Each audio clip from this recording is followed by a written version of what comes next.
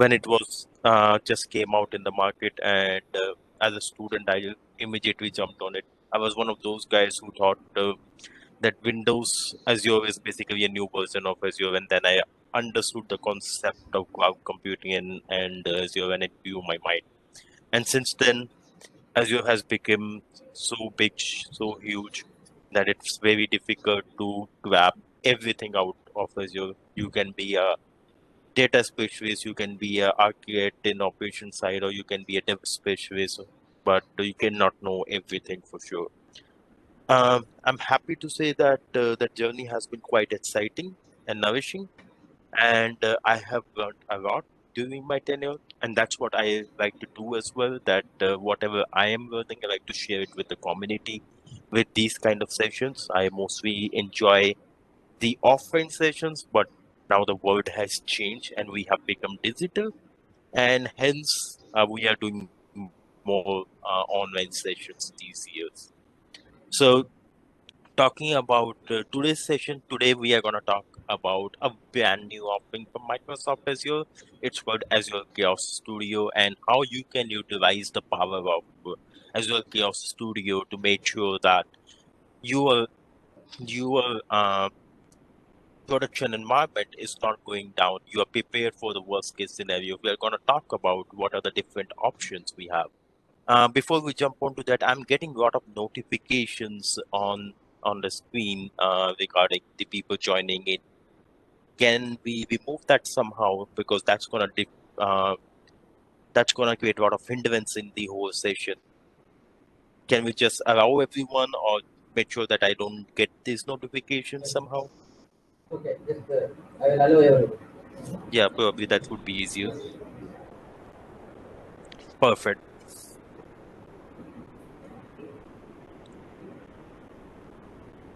So we are in a world where we are going for a digital transformation. I don't think we have to explain what is digital transformation to the audience, because I understand the audience that we have right now is technically enabled. They understand tech quite well. And the idea that's happening, especially after COVID, we have seen that every single organization who was in their journey of digital transformation, COVID just helped us in speeding up that journey to 2x or 3x. And now we are working in a remote environment altogether because we have digital transformation in the world. And it's not just for the IT companies, basically, it's for any sort of companies. And I personally believe that any business is an IT business right now, but that's my personal view, and that's a different discussion from another day. But talking about digital transformation, what do we need for digital transformation? We have to make sure that it's fast. You cannot wait for 5 years to do your digital transformation journey. It has to scale. That means we don't want that only a specific team or group of people will be able to work digitally. You want everyone in the company to be able to work digitally, right? And the whole strategy around it, how you're going to achieve that. That's the pathway for the digital transformation. Speed basically tells you the time that you want to invest to get this value out of this whole process. Scales basically that you optimize the capacity distributedly to make sure that you are reaching out to all sort of subsidiaries that your company has. For example, if a company has offices over the world, I don't want to just digitize the New York office or the European office. I also want to digitize my African office, my Philippines office, my Indian office, and so on and so forth, right? We want to make sure that we are in an era where everyone is going to club together globally, remotely, and work seamlessly. The word seamless is very important in this whole structure, and I'm going to talk about that more going forward, so you will understand why I'm emphasizing on the word seamlessly quite well. Um, and what are the different strategy that we have, what are the workloads that we are offering and stuff. So let me move this a bit. Perfect. I'm still getting some notifications. So I, as you know, I am a cloud operations architect, so my role basically is not just uh, not just to make sure that I'm architecting the whole designs of the system, but also to make sure that I'm asking the awkward questions in my company, in my organization, my team, to make sure that we have the answers prepared that we have not thought of. Asking these questions basically helps us in identifying that what are the loopholes that we have in our strategy right now. So what kind of questions I'm talking about? Questions like what should you do when your system fails? So are we going to stop work the work, stop the business, or are we going to basically carry on with the reduced functionality? Because if one part of the system fails, if let's say we have an application which, let's say it's Facebook, for example, right? And Facebook is comprised of multiple activities, multiple app services, multiple microservice architecture, as we call it, so the multiple microservices, right? And if couple of services aren't working, let's say you're not able to post a new status on your Facebook timeline, then what we're gonna do? Are we gonna stop the whole thing, or you're gonna basically reduce the carry on with the reduced functionality and then gradually recover from that loss that we are having right now from on in terms of the functionality of those services? So something like if let's say if your permission lookup fails, uh, the system that queries the permission checks basically whether you have sufficient permission to do a task or not. If that starts failing, I have lot of background jobs that's running day in and day out, and those are running with service accounts or service principals. So if this service principal has roles or responsibilities to do a specific amount of work, but how do we define that? What are these different responsibilities? Basically via identifying whether they have enough permissions to do that or not. And if they have, we allow that task to be carried on via these background jobs. And what happened if this system break? If this query, like looking up to the database and then verifying that whether they have enough permission or not, those tasks will start breaking, right? Because we are not able to identify whether the system, whether this service account or service principal has enough privileges to do a specific task or a job. And hence, we will not know whether it's working fine or not, right? So the bigger issue is if we allow, what is the bigger, uh, what's the real cost of continuing? If we allow it, let's say, and say that, okay, everyone can run it, isn't it a big security flaw? Now I'm not able to check the privileges into my database, but if I allow everyone, then some people who are like I would like to call them hackers, who might be inside my network, who might be trying to penetrate inside my systems, my environments, my applications, they might be able to force this as well and then get inside. It will be so much easier for them. So it's increase the security risk in this whole setup, right?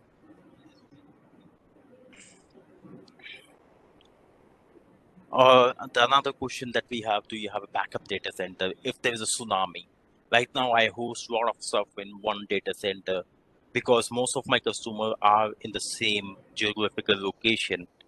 And because the latency has to be low between the application and the users, we like tend to host it near to the customers itself.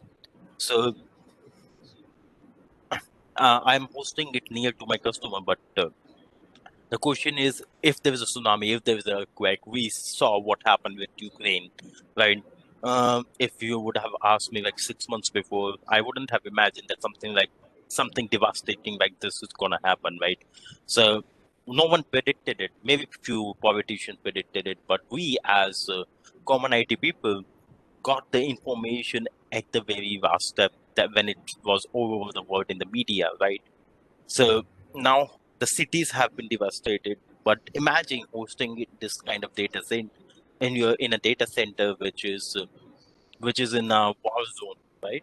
What will happen in those kind of scenarios if Russia bomb that or any other country in that manner? I'm giving the example of Russia because it's a very recent.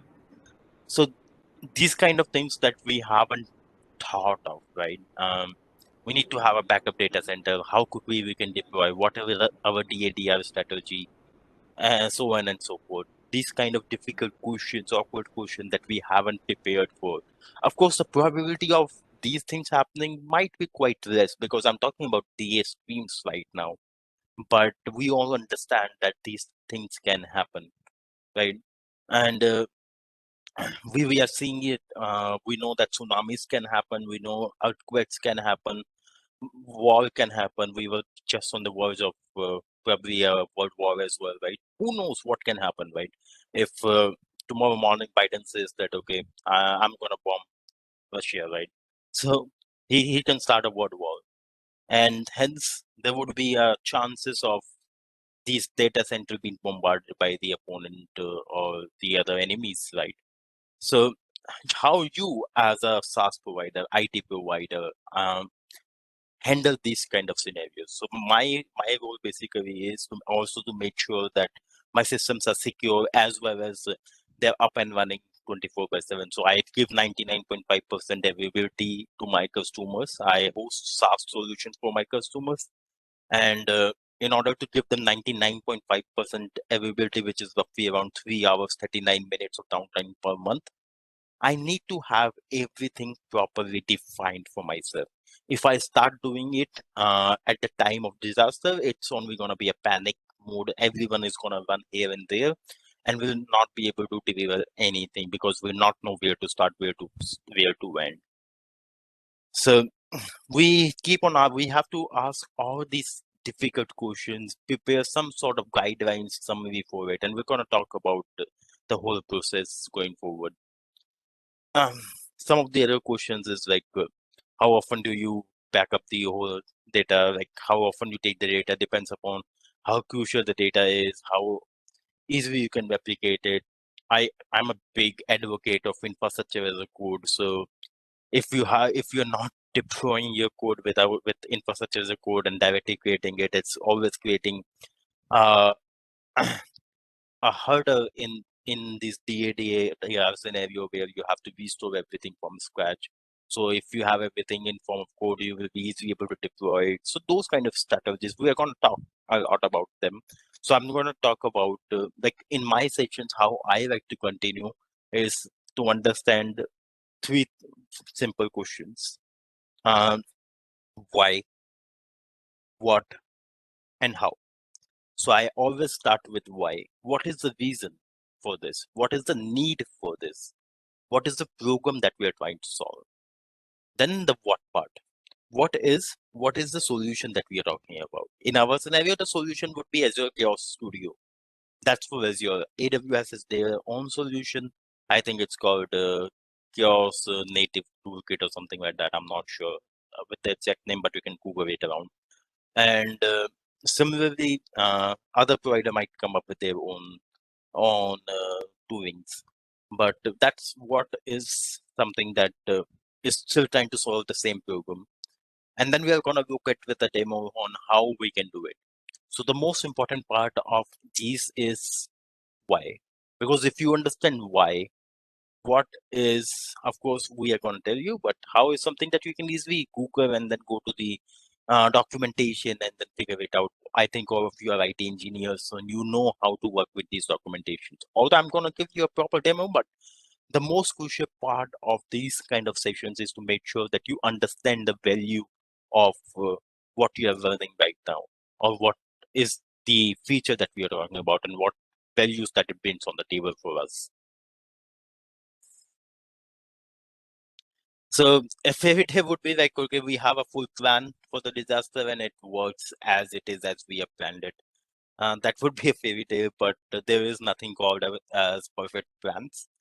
We're going to talk about that.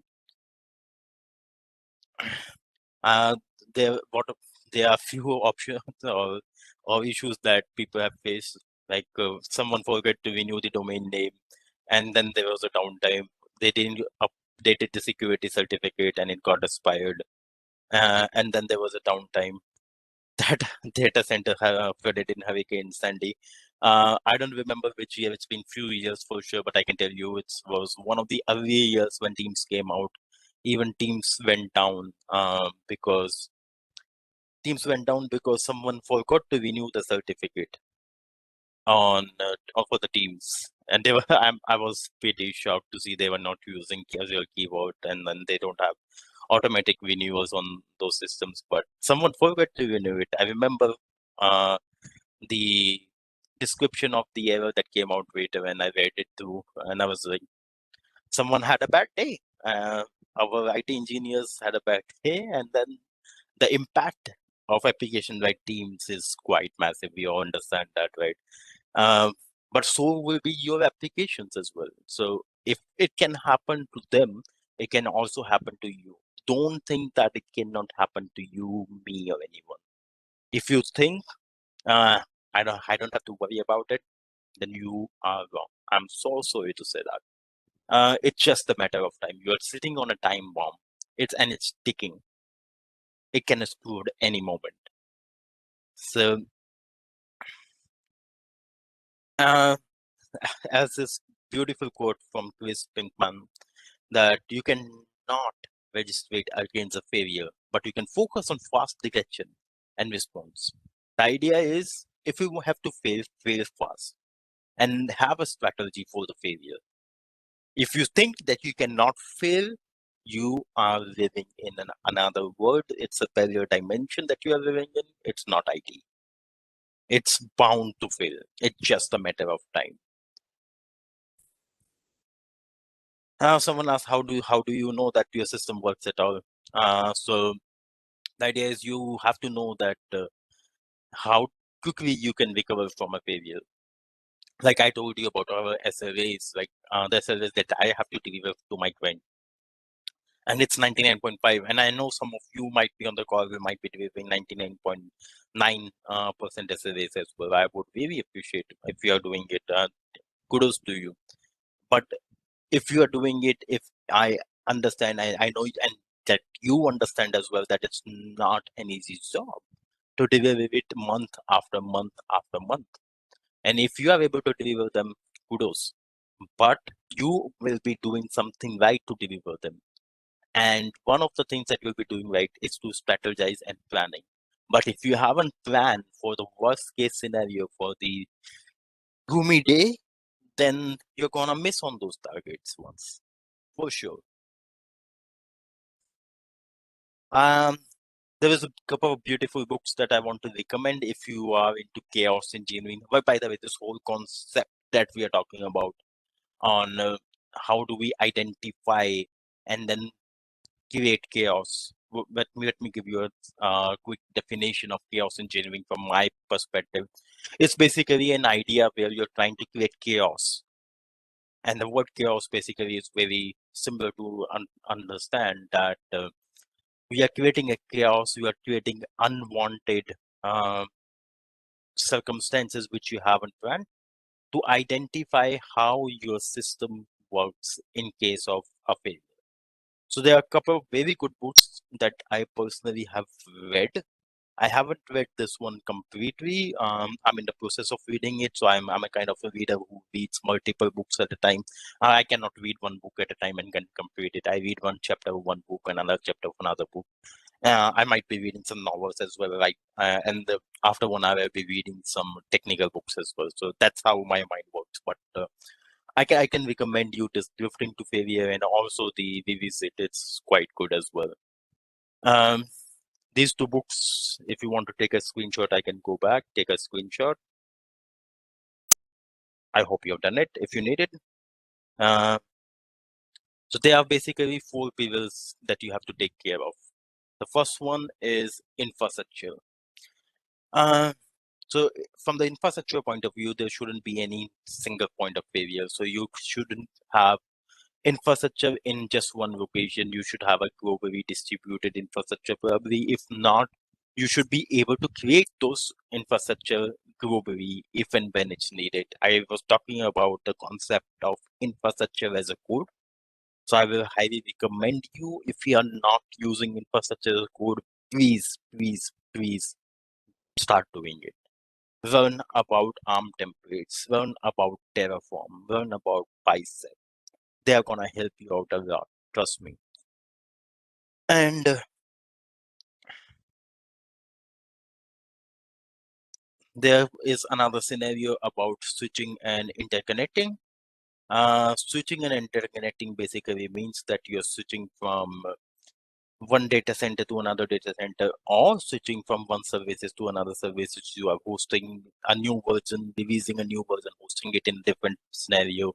So you have to change the DNS. Like my, I have few scenarios like that where I cannot have two was I basically have a couple of versions running at the same time in different environments. So I have to do a switch over between them as well. That's one of my use case. I don't want to get into the deep discussion about that. Yours architecture might be completely different. Uh, but this switch over can be designed in a way that it's seamless. Like if something goes down, for example, uh, if this one of these services that we are hosting goes down, it can easily be able to change the route to another instances that we have globally. I don't know if you know the concepts of CDN, so you can use a CDN and then connect to another one as well, which because it's globally distributed, if you have, you should be easily able to route the traffic. You should be easily able to do the testing in a way that if one service is at a particular location go down, you will be able to recover it back from it by pointing it to another variance. And once basically it's back, you can again reconnect it back to the original one. So that was switching. The third one is application failure. I think this is one of the most common one that we have seen, right? The application crashes. The application is slow. It's giving 400, 500 errors, or the network is slow. So how you're going to deal with these kind of issues? That's basically something that you have to identify as well. There's a saying, say, if you have to fail, fail fast and fail gracefully. So you cannot just show 500 pages to the end users. You have to basically give a proper error, like not a detailed error, but user-friendly error. Sorry that our services are down right now. Thank you for visiting, like a nice graphical error. Um, but also behind the scene, you should know how to recover it, how do we gather the data. If you have to go to application insight, how quickly you can go to application insight and gather all the uh, relevant information out of it, and how quickly you can recover it. What is the process? How do you dig through? So the whole process that you are talking about is something that we need to verify for your application as well. Um, so the fourth pillar on this is the people. Actually, it's the people who can make the things much worse as well, because if they are not prepared, they will panic. It's very simple. It's human behavior. It's nothing uh, that we have taken into. It's basically, yeah, human behavior that if we are not prepared for something, if we get into a situation where we are put against the wall, we will panic and we will make making more mistakes. Uh,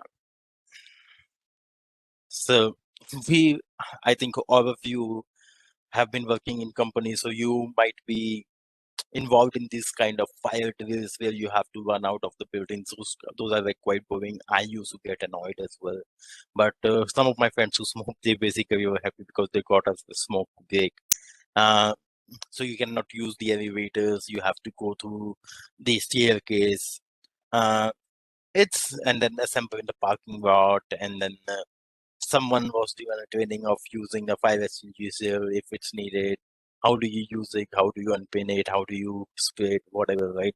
So all these things seems boring unless there is a fire. There is an actual fire one day. And that day, it's gonna basically save a lot of lives. In a real fire scenario, these people will be able to run because they have done it already. It might not be the best scenario. I don't wish there is a fire. I don't wish there is a disaster. I don't wish that you have to go through a DADR scenario, but it's preparing for the day when you have to. You can, we need to have business continuity in place, right?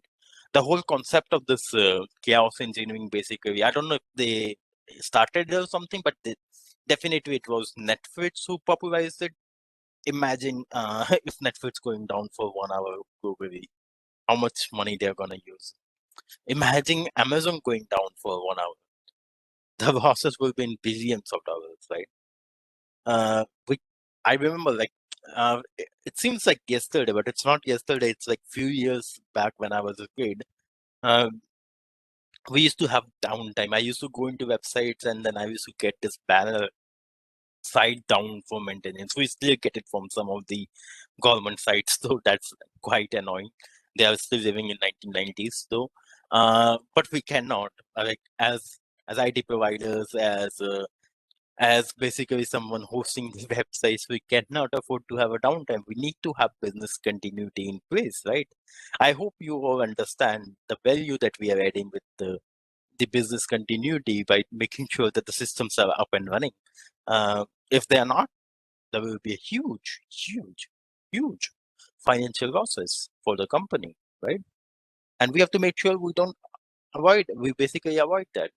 Uh, to identify it, I think it was Netflix who started it. I'm not sure, or don't quote me on this part.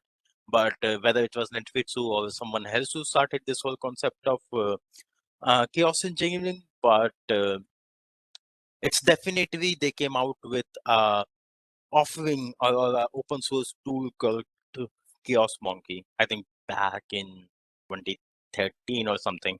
I remember I looked into it. I was fascinated by it because who doesn't like chaos, right?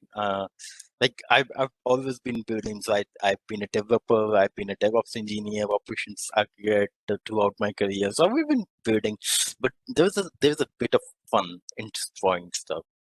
We all want to like delete something and see what happens, right? And that's the idea of chaos engineering, that you delete something, that you stop something, that you create chaos. So that chaos monkey, like the name says, the monkeys who create chaos in the system that you haven't identified. It was doing the same thing. It was only for AWS actually because Netflix was, and I think it still is hosted on AWS, and it's been a long journey. I created something in one of my first jobs. Uh, that we created something out similar like this Chaos Monkey. But that was with PowerShell, minting, a lot of stuff. I won't say it was quite good to be honest. I'm not proud of it to be honest. It does the job though. That's what's important. It does the job, but I'm not proud of it. I made it in like a couple of days anyhow, so not proud of it. And it's been long due that Microsoft comes out with this offering. I was hoping for it like at least 3 years, 4 years back that they come out. I think they are a bit late, but it's most important that they are out now. Uh, so the whole concept of chaos engineering has also evolved and popularized in the last 5, 6, 7 years, where the adoption of the cloud has increased, and we have gone to a world where it's working remotely and everything is uh, working 24/7. There is business continuity. The world has changed, evolved, I would say, instead a lot in this last 5 to 10 years, right? So, so does the chaos engineering, and it's basically we people who are responsible for those changes. Often, I think engineers are not appreciated enough, but I think we people are making actually a change in the world. And so we were talking about this fire drill. In the IT, it's we people who are running this fire drill. So we can have chaos engineering team or a security team, basically, who is who is basically running these sort of tests. So security team also basically checks whether there is a security loophole into the system or not. A chaos engineering team basically create chaos. I do not have these two different teams. I have my cloud operations, security operations team that I take care of, and my team basically take care of both of these stuff. But in an ideal scenario, you would have a different teams if you're in a big company, which I'm not in. You will have a different team working on different tasks. But the idea is very similar that you test your infrastructure, you test your switching, you test your application, and you test your people as well to make sure that you are fully prepared for a sunny day or a gloomy day, if and when it's required. So it's basically four layers: people, application, switching infrastructure, and two teams: chaos engineering team and security red team, and an attitude that you want to break it to make it better. You can only make it better if you know how to break it, and then you basically put uh, a dent to the system and then fix it, and then fix it. And at one point of time, you will become so much stable that you know you can run it in a sleepwalk as well. So as I said, it's basically saying that it's break it to make it safer. Uh, I have gone through this podcast. It's quite well. I will also recommend you to go to it. Called Confluence pre-accident post-start. It's quite good. You will get a new perspective for it if you think whatever I'm talking about is interesting. You're gonna be much more happy after listening to this podcast. Uh, but now, how do we do chaos engineering? Is basically you cannot. We've been talking about preparing for the worst day scenario, preparing for the gloomy day. We understand that, but how do we prepare that? You cannot basically have a step by step, complete step defined for everything that can happen because you don't know. But you try to cover overall path, a synopsis, or a high level workflow on how you're gonna achieve that scenario if and when it's needed. So, um, if you are on a cliff edge, what would you do basically? Either you are gonna stay ahead and fall, or you would try to, from your understanding, push yourself backward and then stay alive, right? So the idea is that we have a safety dimension. We basically test just to make sure that whatever hypothesis that we are taking is true, and we test. We basically are able to replicate it in production if and when it's needed, but also without causing it any issue.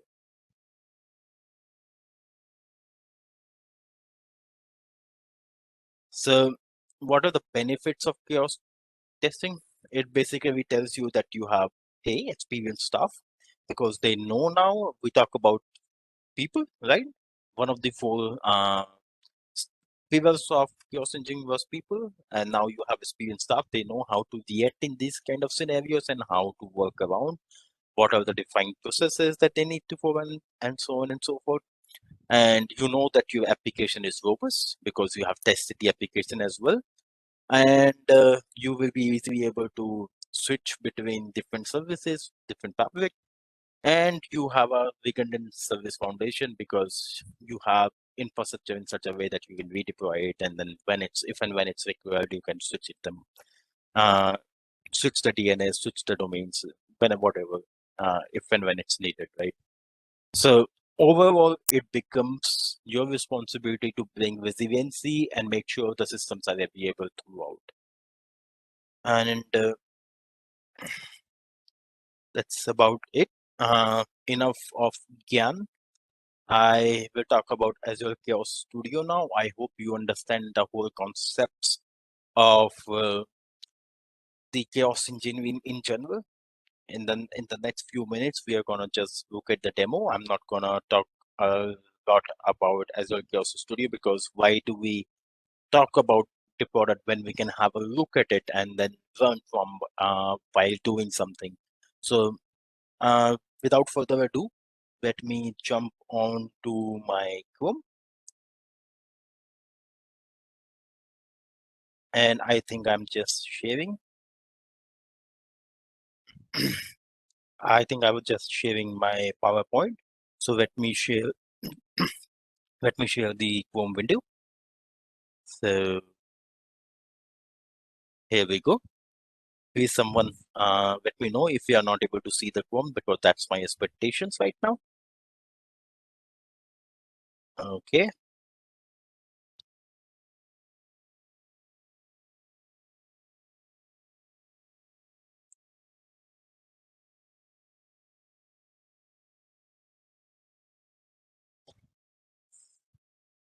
So I will go to the portal.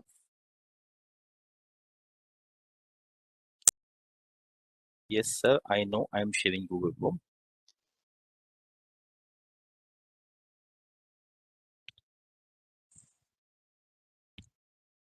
I'm logged into the my personal account and I can go to the search bar and then search for Chaos Studio, or I can just because it's in my recent services, I can directly click on here and then basically no. Now you are looking at the money that is left in my account. I hope I can encash it, but that's not possible. So let's see if we can consume that money. How we are going to consume it? We are going to run some chaos experiments in the next few minutes. So what we have to do is first we have to go to the targets. So target basically are different virtual machines. Right now, I think the app services are not there, but it's going to come. So these are the available in my subscription. These are the available resources which I can use. It's basically a test subscription, so I don't have a lot of resources anyhow in this subscription. But I think if I just give you a demo of one thing, you will get the idea. So if I go to let's say VAPD, it's my Kali Linux based system. I think there are two kind of capabilities. One is service based and another is agent based. Now, what is the difference between a service based and an agent based? Service based is something can which we can basically do via via portal, for example, via CLI, via PowerShell. Like for example, VM shutdown. It's a service level capability because you can interact with the virtual machine from the service from the virtual machine service that you can access from the visitors from the portal, right? The another one is agent based. This requires a special agent to be installed on this virtual machine, and this virtual machine is then going to do some sort of stuff. Let's see what are the different options that we have. Um, Putting more load onto the CPU to create up CPU pressure, uh, creating the physical virtual memory pressure, creating pressure on the disk IO, stopping a specific service, changing the time in the system, giving a process, putting a network latency onto a system, or mimicking a scenario where the network has completely disconnected, or creating a stress on the front end, or basically doing a DNS failure. So all these are the current possibilities. As you see, this service is still in preview, and so are the actions. So it's only gonna increase, but I think they have covered the majority of the stuff that we need for majority of the experiments that we need to conduct. So as you see, it's been already saved, so I'm not gonna commit. I don't think if I have any, yeah. So you see, I have on this Carson, I have the service level enabled, but not the agent base. So I will go to this machine and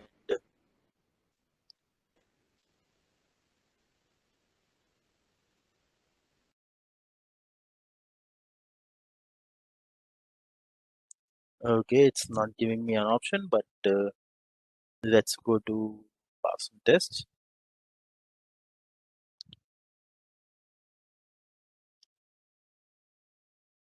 Yep, it's been enabled. So you just basically select and then click on save on whatever you want to enable on a specific machine. If I go to this, like, and you can also go here and then say enable targets, whether you want to do the service server or VM. It's the same option that you get from the manage action command. I prefer to go it from here, but you can also go from here. So that's about preparing your target.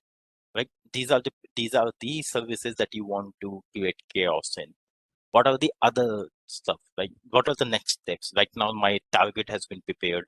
What is the next step that I have to take? The next step is basically creating an experiment. And how do we create an experiment? I create one right here. And I'll take out for you as a multi route for you chaos engineering. You can name it accordingly. I'm just putting it a name. I'm just putting it in East US as well. You can host it wherever you want. So this is the important step that you want to understand. I will like you to have attention for the next 1 minute to understand this concept. Although it's not very tricky, but it will be easier for you to understand uh, if you put some eyes and attention to it right now. So you can have multiple steps, and a step can have multiple branch. What does it mean? Uh, Step is executed sequentially. Step one, step two, step three, step four, and so on and so forth. Branch, on the other hand, is you are branching in a step which gonna happen inside that simultaneously. For example, I first basically want to restart 3 different servers at the same time. In the next step, I want to basically disconnect the network. In the next step, I want to basically put a route of load on the first 3 servers that I basically restarted, whatever, right? So these are steps, and the branches is something that you want to do simultaneously. I hope you understand that. So I have one branch. I can add another branch. If you see, this branch is in the same step. Step one, 2 branches. See, I can have another step. Step two, 1 branch. And in that branch, what you want to do is you have to have an action. Now, what are these action? We are going to look at it. I don't need 2 steps for this demo, so I'm going to delete it. I will click on this and I will come down and also delete this guy over here.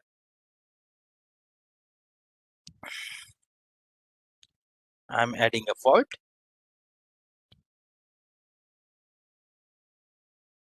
VM shutdown. So I need this VM to be shut down for 5 minutes. I want this to be an abrupt shutdown.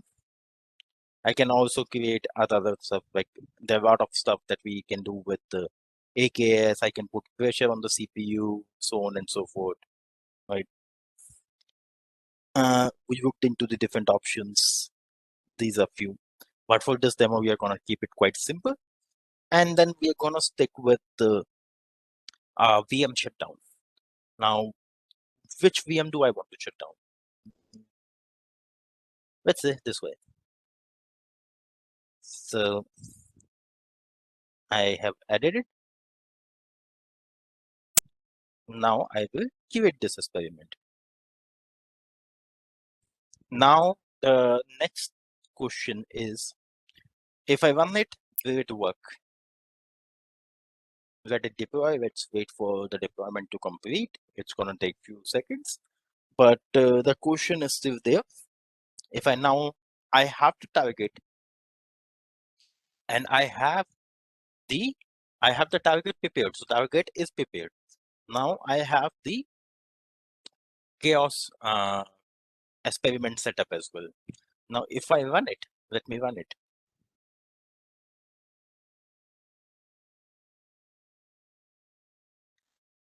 So you see, it's put it in the queue. You will see the status here. What is the status right now over here as well? When it's running, you will see that it's in the running state, and when it failed, you see that it's already failed. And if I look at the error, it simply describes why it's failing, and that says that it does not have enough permission. Where it does not have enough permission on the virtual machine. So what we have to do is I have to go to this virtual machine and give permission for this chaos engine experiment to basically manage that resource for us. So let me go to this virtual machine over here and then go to the SS control and then go to the role assignment. Click on add role assignment.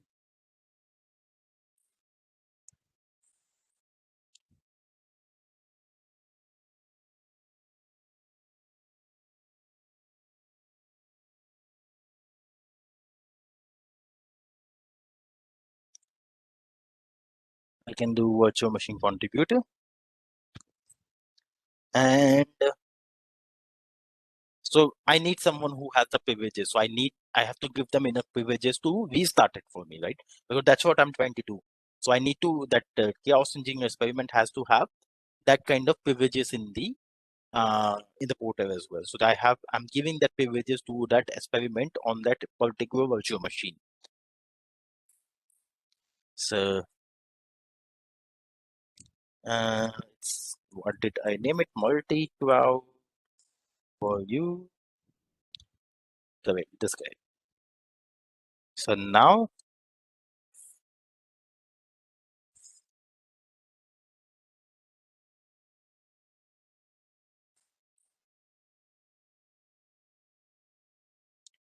multi cloud for you chaos engineering has been added.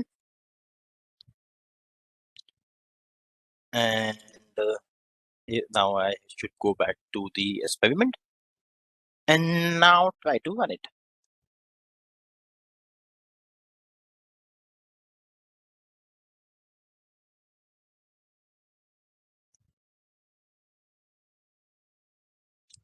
It's in the queue right now. We have Devu waiting for us in the lobby. He is a bit late to the session, but it's better late than never.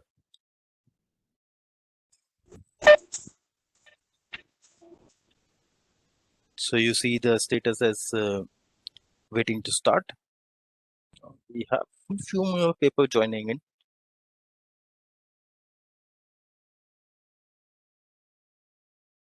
It says running right now.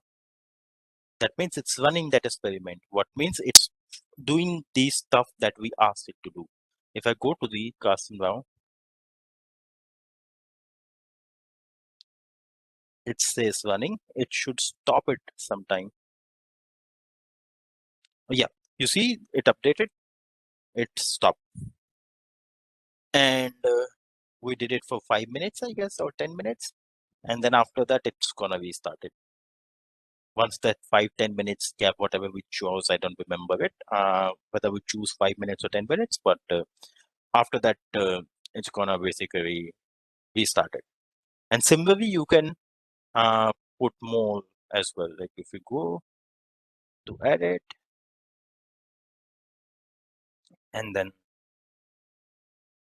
delete this guy and then say add forward,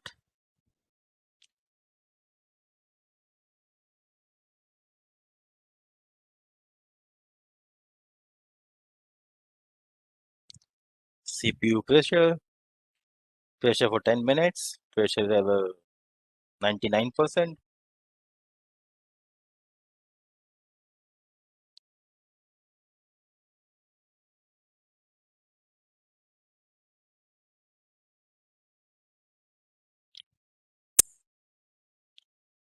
I'm going to stop this because there is no point of keeping it running for 10 minutes.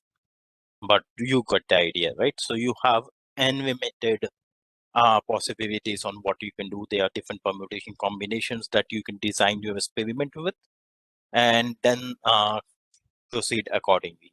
So the idea was to make sure that you understand the concept of chaos engineering, and then the next step was basically to make sure that you're able to you're basically able to create an experiment of your own. So we learned about three different things. The first is, why do we need chaos engineering? Then what is the different option? Like I talk about Chaos Studio, a very bit of it actually. It's often from Microsoft, and they are different often from different providers. It's quite new. And then we talk about how do we do it. So we just went in, prepared the target, and then we created an experiment, a very simple experiment of running it, and then I can run this another experiment as well, but I don't think I have. I don't even have the permission right now, so it will fail. Check it.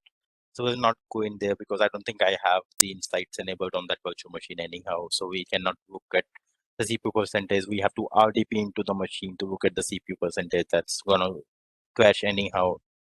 So that's about it.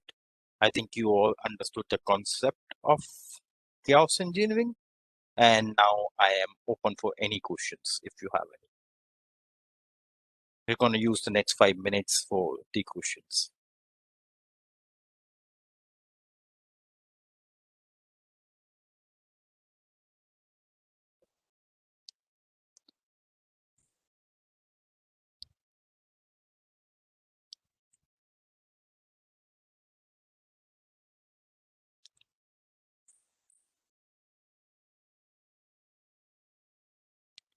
There are no questions. Either I explained it quite well or I did a terrible job.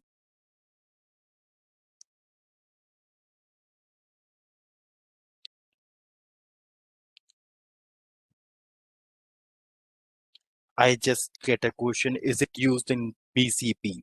It is basically used to prepare your BCP. So because when you are creating a business continuity plan, so BCP means business continuity plan. Whenever you're preparing a business continuity plan, you will have a much more detailed and correct, close to the realistic scenario because you have already uh, tried a similar scenario by provoking with Chaos Studio. So you mimic that scenario uh, with this Chaos Studio. So you will have a much more descripted and realistic BCP.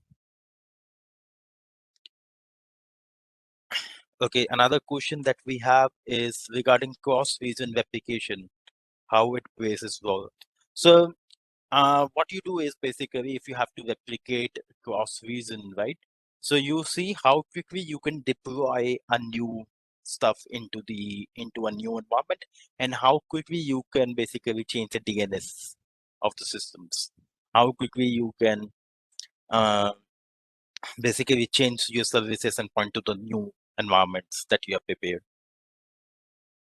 And that's why like I talk about infrastructure as a code. I'm a big advocate of it. I recommend everyone to basically do it if they're not doing it currently.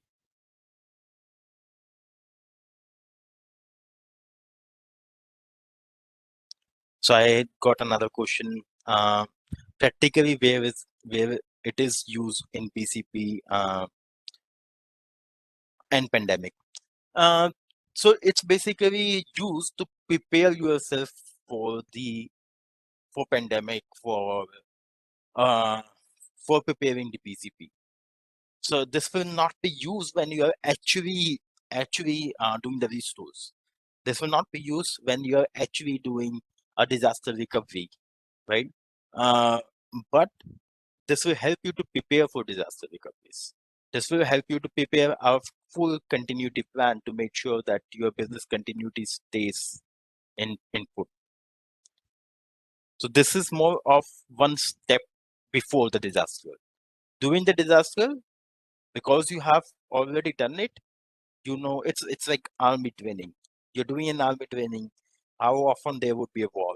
Not quite often, but when there is a war, you know what to do, right? That's why you have to go through such quick army trainings, and we all respect our soldiers so much because they have to go through so much to make sure that we are safe and secure, right? It's on the similar terms.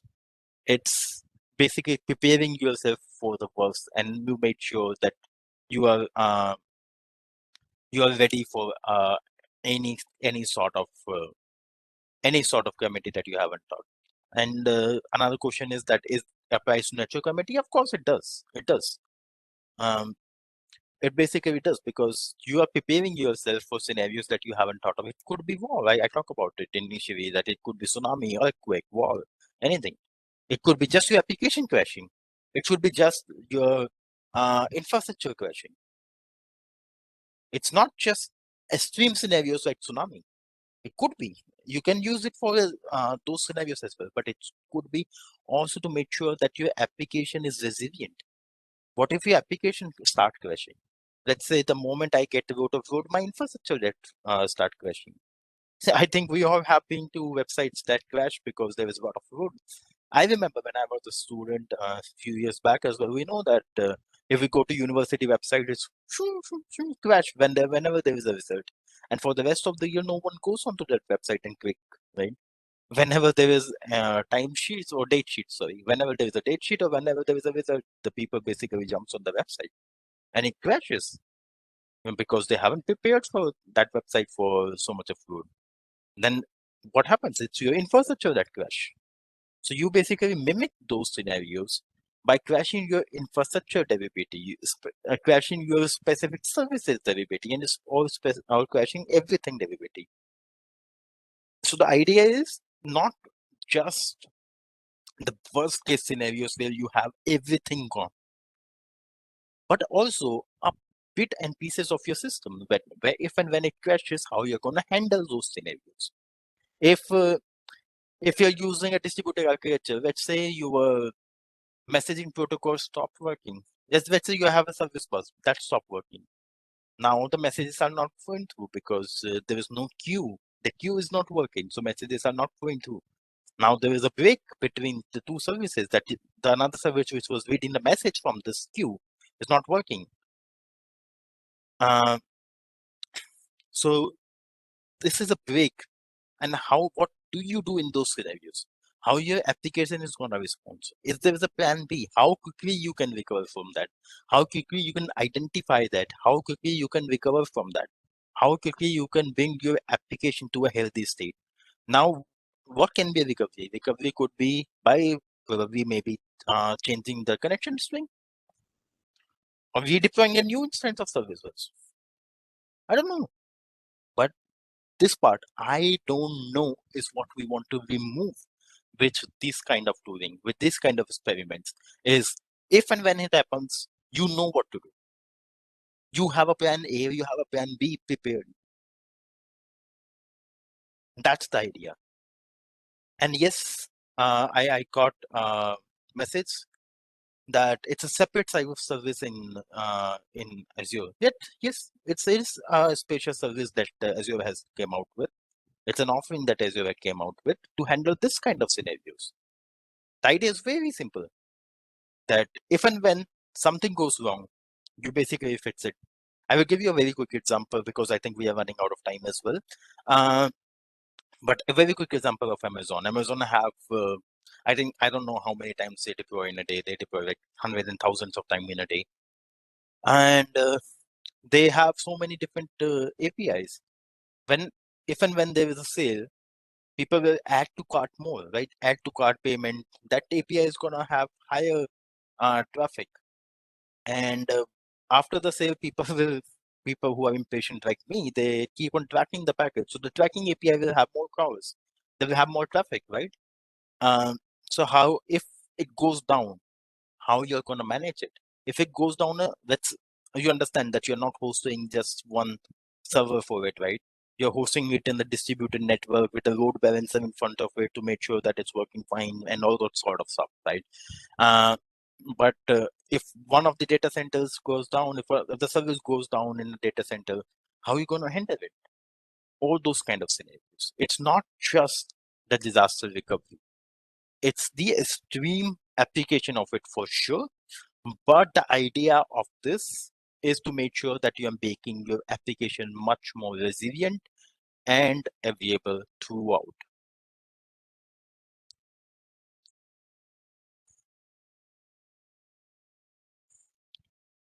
Do we have any other questions?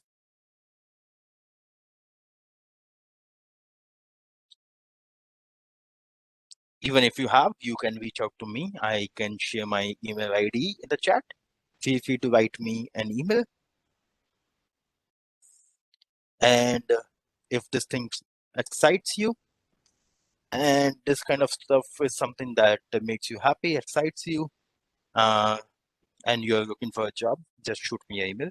I will be happy to get in touch with you as well.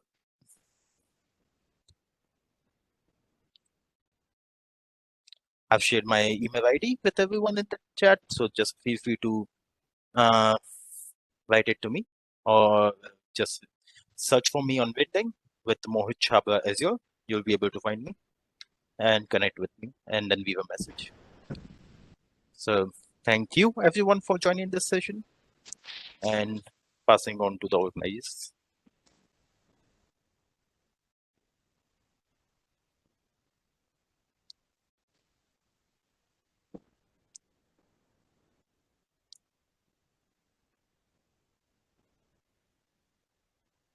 Okay.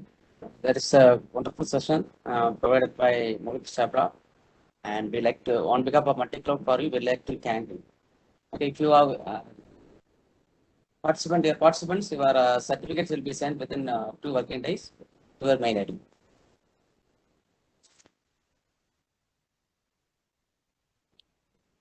Okay. Thanks everyone. Have a great Thank you, day. Have a great evening. you. Thank you. Bye bye.